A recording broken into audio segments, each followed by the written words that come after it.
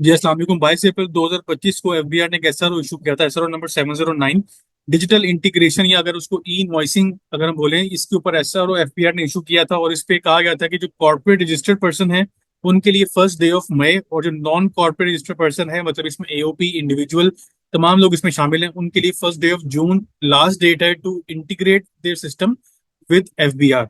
और इसके ऊपर फर्दर एक्सटेंशन आई थी 23 अप्रैल को। अब ये टाइम जो कॉर्पोरेट रजिस्टर्ड पर्सन है उनको यकम जून तक का टाइम दे दिया गया है, और नॉन कॉर्पोरेट को यकम जुलाई तक का टाइम दिया गया है। मतलब अभी अगर बात करें कॉर्पोरेट के लिए 15 दिन बाकी है, नॉन कॉर्पोरेट के लिए तकरीबन को 1.5 महीना बाकी है।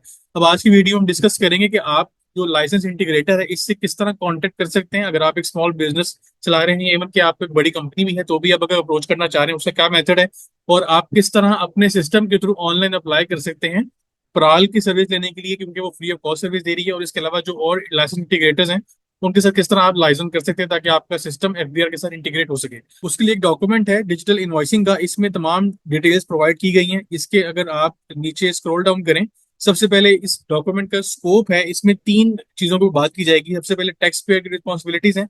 आपकी रिस्पॉन्सिबिलिटी क्या होगी कि आपने अपने सिस्टम की जो इन्वॉइसेस हैं उसकी सबमिशन और उसकी मैनेजमेंट का सारी जिम्मेदारी आपकी होगी। जो एपीआई इंटीग्रेशन है वो भी आपकी ही टीम मिलकर करी होगी, जो भी इंटीग्रेटर आप सिलेक्ट करते हैं। जो लाइसेंस इंटीग्रेटर है वो आपके जो सिस्टम की जो उसके बाद एप्लीकेशन आएगी वो उसको रिव्यू करेगा, उसको एक्सेप्ट या रिजेक्ट जो भी उसकी रीजन होगी उसको करेगा। उसके बाद आपकी जितनी भी ट्रांजिशन होगी डाटा की उसके रिस्पॉन्सिबल इनवॉइस मैनेजमेंट के लिए लाइसेंस इंटीग्रेटर होगा। और जब एंड पे सिस्टम इंप्लीमेंट हो जाएगा तो सिस्टम की फंक्शनैलिटीज में आप डैशबोर्ड के through real time data view कर सकते हैं, तो या उसको मैनेज कर सकते हैं, जो कि डेली, मंथली, क्वार्टरली और ईयरली बेसिस पे किया जा सकता है।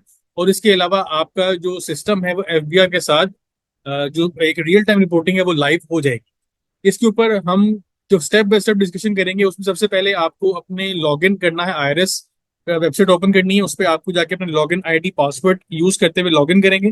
लॉगिन करने के बाद आपको जो नेक्स्ट स्क्रीन नजर आएगी उसमें ये डिजिटल इनवॉइसिंग की एक नई टैब ऐड की गई है, इस पर आप क्लिक करेंगे। इस पर क्लिक करने के बाद आगे आपको ये ऑप्शन देगा कि आप इसमें इंटीग्रेशन का जो मोड है वो सेलेक्ट कर सकें। सबसे पहले आपने मैनुअल इनवॉइस जनरेशन है या एपीआई इंटीग्रेशन, तो हमने एपीआई के थ्रू इंटीग्रेशन करनी है, क्योंकि हमने डिजिटल इंटीग्रेशन जो एफबीआई के साथ लाइव करनी है उसके लिए एपीआई इंटीग्रेशन होगी। लेफ्ट साइड पे आपके पास ऑप्शंस आ रही है इंटीग्रेशन मोड, उसके बाद बाकी जो ऑप्शन है वो एक्टिव हो जाएंगी जब स्टेप बाय स्टेप इसके ऊपर आगे प्रोग्रेस करेंगे। आपने लाइसेंस इंटीग्रेटर को चूज करना है, प्राल जो है वो फ्री ऑफ कॉस्ट सर्विस दे रहा है। इसके अलावा अगर कोई और आप चूज करना चाह रहे हो उसकी लिस्ट यहाँ पे अवेलेबल है। अभी लिस्ट अगर आप देखना चाह रहे हैं तो वो एफबीआई की वेबसाइट पे भी अवेलेबल है।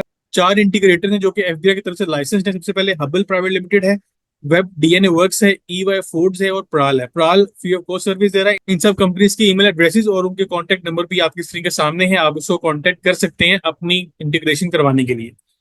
एपीआई इंटीग्रेशन के बाद आपने नेक्स्ट स्टेप में अपनी लाइसेंस इंटीग्रेटर यहाँ पे सिलेक्ट करना है। वो सिलेक्ट करने के बाद जब सबमिट के बटन पे आप क्लिक करेंगे उसके बाद अगली स्क्रीन आपकी ये ओपन हो जाएगी। इसमें आपके पास तमाम टैब एक्टिव हो जाएंगी। इसमें टेक्निकल डिटेल्स हैं, आईपी डिटेल्स हैं, आपकी सैंडबॉक्स एनवायरनमेंट मतलब वो होता है आपका टेस्ट एनवायरनमेंट, उसका आप टेस्टिंग कर सकते हैं। उसके बाद प्रोडक्शन एनवायरनमेंट मतलब वो लाइव एनवायरनमेंट होगा, वहां पे आपकी इनवॉइसेस लाइव आपको व्यू हो रही होंगी जो एक्चुअली में आपकी जनरेट हो रही है।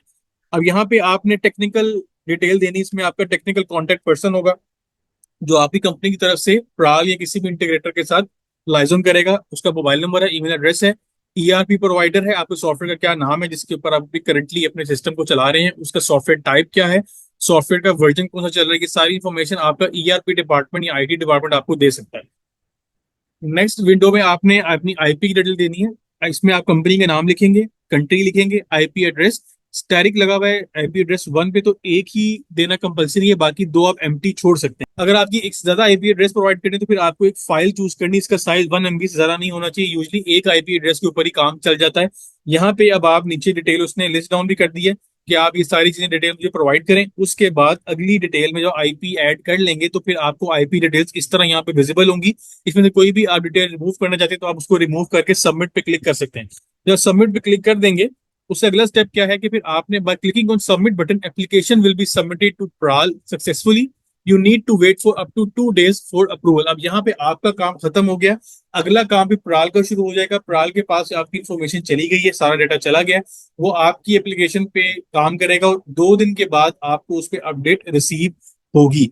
मीन वाइल आप क्या कर सकते हैं कि जो आपका टेस्ट इन्वायरमेंट है, सैंडबॉक्स इन्वायरमेंट, वहां जाके आप अपनी इन्वॉइसेस के ऊपर टेस्ट इनवॉइस जनरेट कर सकते हैं और उसको देख सकते हैं कि डाटा किस तरह वहां फ्लो करेगा। तो सैंडबॉक्स इन्वायरमेंट उसके नीचे ही टैब अवेलेबल है, उस पर आप क्लिक कर सकते हैं। उसमें आप यहाँ पे अपनी वेब एपीआई डिटेल्स व्यू कर सकते हैं। अब ये सिंपल कोडिंग बेसिकली है, इसमें आपका जो प्राल डिपार्टमेंट है वो इस पे काम कर रहा है, लेकिन आप खुद से अगर इन्फॉर्मेशन लेना चाह रहे हैं तो सैंड बॉक्स एनवायरमेंट में आपको सारी इन्फॉर्मेशन ऑलरेडी अवेलेबल होगी, उसका व्यू कर सकते हैं। नेक्स्ट, अब आपके पास प्रोडक्शन इन्वायरमेंट है। प्रोडक्शन इन्वायरमेंट आपका लाइव इन्वायरमेंट होता है, जिसमें आपका सर्वर के ऊपर डायरेक्टली फाइनेंशियल के ऊपर इम्पैक्ट जा रहा होता है। उसमें आप अपनी प्रोडक्शन की एपीआई डिटेल्स व्यू कर सकते हैं, या सिक्योरिटी टोकन जो प्राल की तरफ से जो भी लाइसेंस इंटीग्रेटर है वो लिंक किया जाएगा आपके सिस्टम से, वो आप व्यू कर सकते हैं उसकी सिक्योरिटी प्रोटोकॉल्स या उसका प्रोडक्शन एपीआई डिटेल्स। या आपका ईआरपी डिपार्टमेंट उस पर काम कर रहा होगा, आपको इस पे खुद से डिटेल में काम करने की जरूरत नहीं है, ये आपका जो प्राल है मेजर आपको वो असिस्टेंस इस पे दे रहा होगा। अगर आप किसी और लाइसेंस इंटीग्रेटर के साथ काम करना चाह रहे हैं तो फिर आपने करना है proceed with other as licence integrator. उस केस में फिर आपका जो एपीआई इंटीग्रेशन है वो इस तरह अवेलेबल होगी, आपको आईपी वगैरह आपसे नहीं पूछा जाएगा। सिंपल आपने अपने कंपनी का कॉन्टेक्ट डिटेल्स जो आपकी तरफ से बंदा काम कर रहा है उसकी डिटेल देनी है, और वो आपकी एप्लीकेशन आगे फॉरवर्ड कर देगा। उसके बाद लाइसेंस इंटीग्रेटर के ऊपर डिपेंड करेगा कि वो आपकी एप्लीकेशन को एक्सेप्ट करता है या उसको रिजेक्ट कर देता है। इसमें मेन काम आपकी तरफ से यही है कि आपने एप्लीकेशन जनरेट करनी है ऑनलाइन, ताकि आपका नाम उस क्यू में ऐड हो जाए। अब जब आपका सिस्टम अपडेट हो जाएगा या उसके लिंक हो जाएगा तो फिर आपका इनवॉइस डैशबोर्ड इस तरह से कुछ व्यू करेगा, जिसमें आपके पास इंफॉर्मेशन अवेलेबल होगी नंबर ऑफ इनवॉइसेस की, आपने कितनी सेल इनवॉइसेस इशू की, कितने क्रेडिट नोट इशू किए, डेबिट नोट इशू किए, कितनी परचेज इनवॉइस आपने इशू की। ऊपर आपके पास डेट का फिल्टर आ रहा है और ग्राफिकल प्रेजेंटेशन भी आपके सामने अवेलेबल है कि आप उसमें ग्राफिकल डाटा भी व्यू कर सकते हैं। इसको लिस्ट डाउन भी किया गया कि आप daily, monthly, quarterly, yearly data view कर सकते हैं। Sale invoice, debit invoice, credit note, sale invoice, debit note, credit note का डाटा भी आप यहाँ पे व्यू कर सकते हैं। और आप अपने कोई पीरियड सेलेक्ट करें और उस पीरियड को वो इस तरह फिल्टर करेगा, और फिल्टर करके आप कोई भी इनवॉइस यहाँ से पीडीएफ में डाउनलोड या व्यू भी कर सकते हैं। इसके बाद जो आपका लाइसेंस इंटीग्रेटर है उसके एंड पे अगर हम बात करें, ये तो अभी तक टैक्स पेयर की बात थी। लाइसेंस इंटीग्रेटर के पास आपको डाटा किस तरह पहुंचेगा? लाइसेंस इंटीग्रेटर अपने सिस्टम पे लॉगिन करेगा using the same IRS password. Login करने के बाद उसके पास एक ऑप्शन अवेलेबल होगी इनबॉक्स की, जहां पे उसके बाद रिक्वेस्ट रिसीव्ड, इंटीग्रेशन स्टेटस और इनवॉइस डैशबोर्ड, तीन चीजें आ रही होंगी। जब वो कोई नया टैक्स पेयर रिक्वेस्ट करेगा उसको यहाँ पे इस तरह एक रिक्वेस्ट रिसीव हो जाएगी कि उसने इस डेट पे आपको सबमिशन की है अपनी रिक्वेस्ट की, आपने उसको अप्रूव करना है, रिजेक्ट करना है। लाइसेंस इंटीग्रेटर उसको इस तरह अप्रूव या रिजेक्ट कर सकता है। अगर वो उसको अप्रूव करता है तो फिर अगली स्टेज में जो इंटीग्रेशन स्टेटस होगा वो शो होने लग जाएगा उस एक टैक्स पेयर का, कि उससे रिलेटेड टेक्निकल डिटेल्स कितनी आ गई हैं, क्या पेंडिंग है, आईपी डिटेल्स जो रिसीव हुई होंगी उस पर वो काम करेंगे। लाइव इन्वायरमेंट और टेस्ट इन्वायरमेंट दोनों की एपीआई डिटेल्स यहाँ पे अवेलेबल होंगी उस कंपनी के लिए या उस इंटीग्रेटर के लिए काम करने के लिए। अब ये सारी टेक्निकल डिटेल्स हैं इसमें।